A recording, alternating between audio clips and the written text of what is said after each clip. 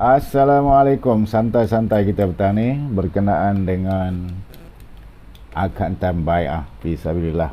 Jangan stres, kita santai-santai saja bercerita sambil-sambil kita dapat maklumat-maklumat atau ilmu sedikit sebanyak ataupun pengetahuan sekurang-kurangnya kepada kita untuk mengetahui tentang ahli-ahli bai'ah di tanah Melayu ini. Sebelum ni saya dah cerita tentang diri saya, dah cerita tentang apa nama ni, sejarah kedatangan Angkatan Bai'ah ke tanah Melayu, yakni selari ataupun bersama-sama dengan kedatangan Islam. Sudah pastinya berlaku bai'ah. Kita pergi ke belakang sikit mengapa bai'ah ini diharuskan atau diperlukan dalam sesebuah organisasi Islam, ya, organisasi Islam. Dan yang paling unik ialah berkenaan dengan apa yang telah berlaku dan sedang berlaku berleluasa di tanah Melayu, di Malaysia ini, berkenaan dengan yang kita sebut Angkatan Tentera Sabilullah ataupun yang kita sebut dengan orang dalam, atau kita sebut juga kadang-kadang orang yang tak berapa faham tu dia sebut tiga lain ataupun Angkatan 30. Jadi untuk mengupas lanjut berkenaan dengan hal yang tersebut, kita pergi dulu kepada sejarah Rasulullah sallallahu alaihi wasallam kita yang banyak tercatat dalam buku-buku sejarah Rasulullah yang berkenaan dengan bai'ah ini. Bai'ah ini bermula sebelum Rasulullah berhijrah ke Tasrik, yakni bai'ah yang pertama ialah berlaku semasa musim haji. Pada waktu tu orang-orang daripada Madinah lah, yang dulunya dipanggil Yathrib, datang berbondong-bondong lah, datang buat haji di kota Mekah. Dan kaum Aus dan kaum Khandras kalau tak salah saya, secara senyap-senyap bertemu dengan Rasulullah sallallahu alaihi wasallam di suatu tempat yang dinamakan Aqabah tempat itu, dan mereka membuat aku janji bai'ah. Antara intipati bai'ah ialah mereka berjanji taat setia kepada Rasulullah sallallahu alaihi wasallam dan tidak mensyirikkan Allah, tidak mencuri, berzina, membunuh anak-anak kecil, tidak akan membuat fitnah antara satu sama lain, dan tangan mereka tidak membuat pengakuan palsu, antara intipatinya. Dan selepas itu maka di tanah Madinah itu ramailah yang memeluk agama Islam. Dengan setiap rumah dikatakan mereka-mereka yang berbai'ah dengan Rasulullah ini membawa ajaran Rasulullah ke segenap pelosok di Tasrik atau Madinah. Dan bai'ah inilah yang merupakan yang saya sebutkan tadi, bai'ah yang pertama. Maka Rasulullah sallallahu alaihi wasallam bersabda, okey, kalian diharap menjadi pelindungku sehingga aku dapat menyampaikan risalah ini. Mereka menjawab, ya Rasulullah, sesungguhnya kami meninggalkan kaum kami Khazraj dan Aus yang saling bermusuhan dan berlaku jahat antara satu sama lain. Apabila Allah menyatukan mereka menjadi pengikut Tuhan, janji kami untuk bertemu dengan Tuhan di tahun hadapan. Okey, baik. Inilah yang dikatakan bai'ah yang pertama yang kita pegang, yang dibawa oleh Angkatan Bai'ah hari ini. Dan selepas itu berlaku lagi bai'ah yang kedua. Bai'ah yang kedua ini yang mana datang lebihnya Rasulullah sallallahu alaihi wasallam memilih ketua-ketua kaum, di mana 9 orang daripada kaum Khazraj dan 3 orang daripada kaum Aus untuk melakukan bai'ah kepadanya. Jadi Ini berlaku pada tahun ke-13 kenabian. Dah dekat Rasulullah nak berhijrah lah. Rasulullah untuk mengajak Rasulullah SAW berhijrah ke Madinah ataupun Tasrik. Ya. Jadi berlaku lagi bai'ah dan berjanji tak setia kepada Rasulullah SAW, membela Rasulullah SAW, sanggup mengorban harta dan nyawa, ya, untuk Rasulullah SAW dan Islam. Okey, apabila berlakunya bai'ah ini dan selepas itu maka berlakulah penghijrahan. Ini kan kita tahu dalam sejarah Rasulullah 13 tahun di Mekah dan 10 tahun di Madinah. Jadi tahun sebelum berhijrahan itu berlakunya bai'ah. Jadi cantik kan Rasulullah SAW membentuk, ya, inilah bai'ah yang berlaku, belum ada lagi, ya, dikabarkan sebelum inilah, sebelum Rasulullah SAW ini berlakunya bai'ah seperti ini. Peristiwa bersejarah ini dinamakan Baitul Aqabah Ats-Tsaniyah, bai'ah Aqabah yang kedua. Maka dan dengan perintah Allah supaya Rasulullah SAW berhijrah dari Mekah ke Yathrib, maka berakhirlah episod pertama sejarah ajarannya di bumi Mekah. Peristiwa yang bersejarah tersebut diterangkan dalam Al-Quran, ada dalam surah Anfal ayat 30, ya, maksudnya. Dan ingatlah ketika orang-orang kafir Quraisy memikirkan daya upaya terhadapmu untuk menangkap dan menjara kamu atau membunuhmu atau mengusirmu. Mereka memikirkan tipu daya dan Allah menggagalkan tipu daya itu, dan Allah sebaik-baik pembalas tipu daya. Anda tertanya-tanya apa kaitan bai'ah tu dengan bai'ah tentera fisabilillah di Malaysia? Tunggu. Nanti kita kaitkan balik kenapa ianya diwarisi oleh orang-orang Islam di seluruh muka bumi ini, yang sebenarnya kita tidak siasat selidiki, tapi memang berlaku upacara bai'ah di seluruh dunia. Ya, setiap berlakunya penganutan ataupun dakwah itu sudah pasti berlakunya bai'ah. Bai'ah ini adalah amat penting untuk memelihara kesejahteraan sesama mereka, sesama penganut Islam, sesama pendakwah, untuk masing-masing menjaga keharmonian, menjaga keselamatan, dan juga ianya bertujuan yang begitu murni, yakni sudah pastinya mendapat redha Allah. Jadi mereka berbai'ah lah, ya. Jadi setelah 6 tahun berada di Yathrib ataupun di Madinah, beliau dan rombongan nak mengerjakan ibadah haji di kota Mekah, dan dalam perjalanan beliau menghantar utusan lah kepada pemimpin Mekah, di antaranya seorang sahabat, ya, Sayyidina Uthman bin Affan. Masih ingat lagi tak? Ya. Jadi pada masa itu lebih kurang rombongan tersebut 1,500 orang, ya. Ada setengah ulama kata 1,400 orang dan ada yang kata 1,000 orang.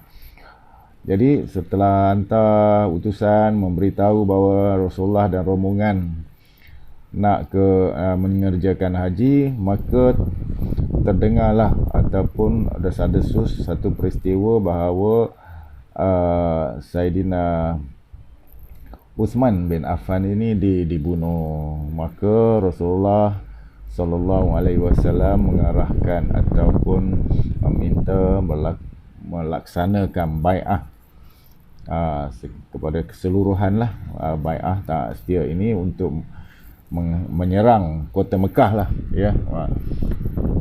Bai'ah ini yang dipanggil sebagai Bai'ah Ridwan berlaku di bawah sepohon pokok, tempat mereka istirahat lah, namun berita itu tidak benar. Inilah yang berlakunya satu perjanjian Hudaybiyah kalau anda rujuk sejarah. Itu saya ringkaskan. Jadi rupa-rupanya kaum Quraisy di Mekah tu takut.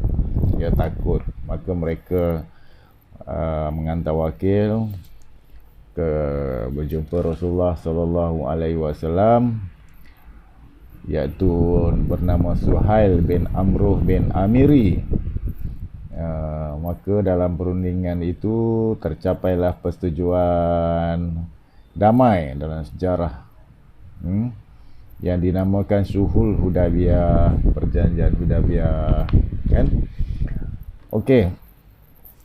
Maka turunlah satu ayat Allah Subhanahu wa taala, turunlah wahyu yang menyebut dalam surah Afat ayat ke-18, baca maknanya saja, ya. Sesungguhnya Allah telah redha terhadap orang-orang mukmin ketika mereka berjanji setia kepadamu di bawah pohon. Maka Allah mengetahui apa yang ada di dalam hati mereka, lalu menurunkan ketenangan atas mereka dan memberi balasan kepada mereka dengan kemenangan yang dekat. Ayat itu dalam Al-Quran ada menyebut mana-mananya Allah Subhanahu wa ta'ala meredai bai'ah ini untuk tujuan-tujuan kebaikan lah, ya. Jadi bai'ah yang saya sebutkan tadi itu di bawah sebuah pokok tadi yang dipanggil Bai'ah Ridwan itu ialah bai'ah yang ketiga dan dia ialah dipanggil Bai'ah Ridwan, iaitu memahsyurkan lagi lah, memperkukuhkan lagi sumpah janji taat setia bersama-sama. Di situ kan. Jadi itulah sedikit yang dapat saya kupas. Jika anda kurang faham, barangkali anda boleh rujuk di kitab-kitab sejarah Rasulullah sallallahu alaihi wasallam yang lebih detail. Sekarang dengan kabarnya dah pun diterjemahkan dalam bahasa Melayu. Jadi berdasarkan intipati sejarah bai'ah inilah, maka di tanah Melayu juga wujudnya angkatan-angkatan bai'ah ini bertujuan untuk menyatu padukan, memperteguhkan satu sama lain sebagai benteng mempertahankan tanah air daripada penjajahan British pada waktu itu, dan juga selepas kemerdekaan ianya digunakan ataupun dimanfaatkan supaya angkatan-angkatan bai'ah ini membantu kerajaan, ya, membenteras ancaman-ancaman komunis. Jadi angkatan-angkatan bai'ah ini bekerjasama antara satu sama lain membantu kerajaan membenteras komunis di tanah Melayu. Tapi orang tak tahu, tak nampak kan. Itu salah satu daripada agenda ya waktu itu. Inilah sedikit sebanyak kalau kita tengok memang amat penting adanya satu golongan ataupun satu angkatan yang dipanggil angkatan berbai'ah ini berada di belakang kerajaan tanah Melayu, kerajaan Malaysia, sebagai benteng kepada negara, kepada bangsa, dan juga untuk mempertahankan tanah air yang tercinta. Maka itulah makanya slogan biasanya kita sebut ialah, selain daripada amar makruf nahi mungkar, kita demi agama, bangsa dan tanah air. Tak gitu. Saya yakin sekiranya ya orang Melayu, orang Islam ini berpegang teguh kepada sumpah janji mereka, ya, kepada Allah Subhanahu wa taala, kepada Rasulullah sallallahu alaihi wasallam, kepada pemimpin ya, kepada negara, ya, kepada undang-undang negara, dan kepada sesama mereka, tidak menganiayai sesama mereka, membantu sesama mereka. Saya yakin suasana kehidupan di bumi tanah Melayu ini aman, damai, dan tidak ada bentuk kerosakan yang melampau, ya, di bumi yang tercinta ini. Jadi kita teruskan nanti berkenaan dengan apa itu yang dikatakan, yang direstui oleh Allah Subhanahu Wa Taala, dan ada nas-nas dan juga hadis Rasulullah yang kita sebutkan tadi berkenaan dengan bai'ah yang menjadi angkatan tentera fisabilillah ini. Dan saya nak sentuh sikit Rasulullah sallallahu alaihi wasallam yang sebenarnya, kalau anda tahu atau tidak, telah pun membentuk golongan-golongan penjaga ummah yang lengkap. Yang Rasulullah sallallahu alaihi wasallam membentuk 8 golongan lengkap sekelnya umat Islam, yang terdiri daripada mempunyai tugas masing-masing. Yakni 8 tersebut ialah, yang pertama ialah kebijaksanaan para pemimpin. Rasulullah membentuk pemimpin-pemimpin yang bijak. Golongan yang kedua ialah ilmu para ulama yang mempunyai ilmu yang tinggi tentang agama Islam, ya, tentang Islam itself dan tentang kehidupan. Dan juga yang ketiga ialah peluh para amilin, iaitu pekerja-pekerja, para pekerja, para peniaga yang begitu bersungguh-sungguh menjalankan tugas mereka kerana Allah Subhanahu Wa Taala. Dan yang keempat ialah darah para syuhada. Doa para solihin. Para solihin ini setiap masa 24 jam lah. Kerja mereka ialah berdoa kepada Allah Subhanahu Wa Taala untuk mendapat rahmat dan hidayah daripada Allah Subhanahu Wa Taala. Dan yang keenam, kehebatan para da'i. Para da'i mempunyai tugas-tugas yang hebat ini, mempunyai tugas-tugas untuk mengembangkan Islam ke seluruh pelosok bumi, sampai kepada manusia, ya. Dan yang ketujuh ialah harta orang kaya, ya, harta orang-orang kaya. Maknanya Rasulullah sallallahu alaihi wasallam menggalakkan orang-orang umat Islam ini kaya raya, ya, kaya raya, dan sebahagian daripada hartanya diinfakkan atau melalui zakat contohnya kepada orang-orang yang kurang bernasib baik. Dan yang ke-8 ialah rahim wanita solehah. Tidak ada berlakunya penzinaan, ya, pun anak-anak luar nikah. Wanita-wanita ini dibentuk menjadi wanita-wanita yang solehah, yang berpegang teguh kepada ajaran Rasulullah sallallahu alaihi wasallam. Jadi angkatan berbai'ah ini berada di mana? Angkatan berbai'ah ini berada di golongan yang keempat tadi, darah para syuhada. Darah para syuhada ini ialah orang-orang yang mempertahankan agama, orang-orang yang mempertahankan negara, orang-orang yang mempertahankan pemimpin Islam, ya, orang-orang yang mempertahankan bumi yang tercinta. Dan itulah yang sebenarnya angkatan bai'ah ini, ataupun angkatan tentera fi sabilillah. Jadi kalau anda tengok, habis tentera, polis itu, sesebuah negara dan memang ada dibayar gaji tentera, polis dan lain-lain agensi, kan, lain-lain agensi.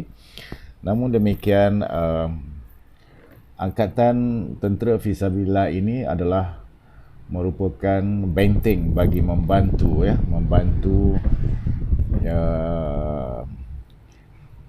kalau kita katakan ialah separa tentera lah, yang melindungi orang-orang Islam, melindungi agama, martabat agama Islam itu sendiri, dan sama-sama mereka